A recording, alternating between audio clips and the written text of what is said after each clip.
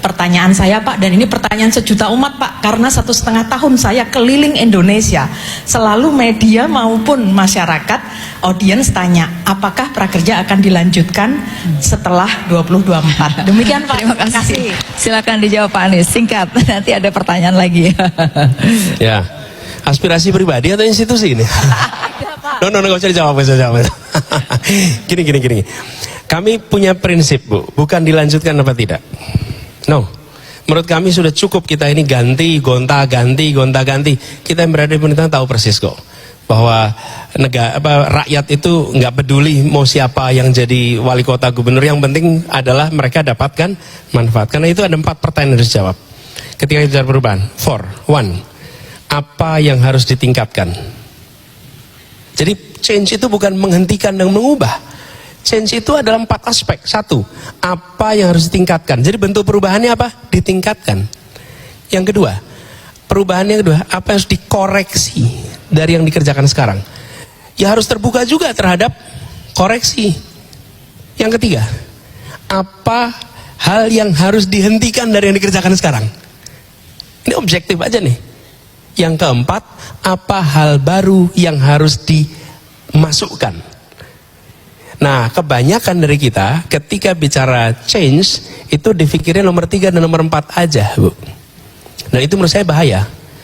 Jangan kita nanti merasain, saya dulu tugas di Jakarta, habis itu begitu selesai tugas ada perubahan, nggak apa-apa, memang otoritasnya orangnya beda. Tapi kalau prinsip 4 itu dipegang, maka publik yang benefit. Apa yang ditingkatkan, apa yang dikoreksi, apa yang dihentikan, dan kalau itu dilakukan, maka perubahan itu teknokratik, not political. Teknokratik, kenapa? Karena begitu pertanyaannya 4 itu, jawabannya harus teknokratik, nggak bisa jawabannya non teknokratik ini. Dan ini Mbak Deni, yang kami melihat Indonesia ke depan dalam hemat kami harus mengembalikan teknokrasi menjadi pilot dari proses pembangunan di Indonesia. Pilotnya itu teknokrasi. Teknokrasi itu come up dengan option.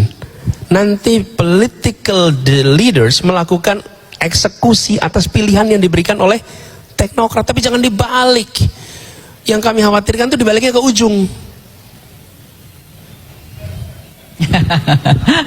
Saya terusin dikit ya, nggak apa ya nih ya.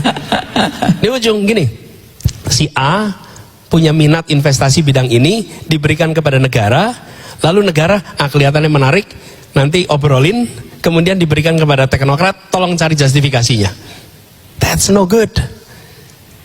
Dan itu nggak terjadi. Kalau kita lihat 30 tahun Orde Baru kan dibalik, teknokrat di depan, pengusaha di paling belakang.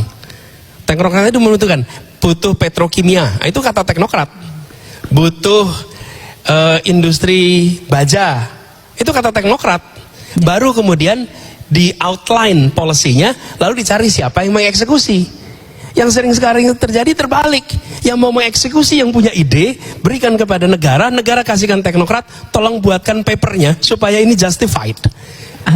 Nah ini yang menurut saya harus diubah.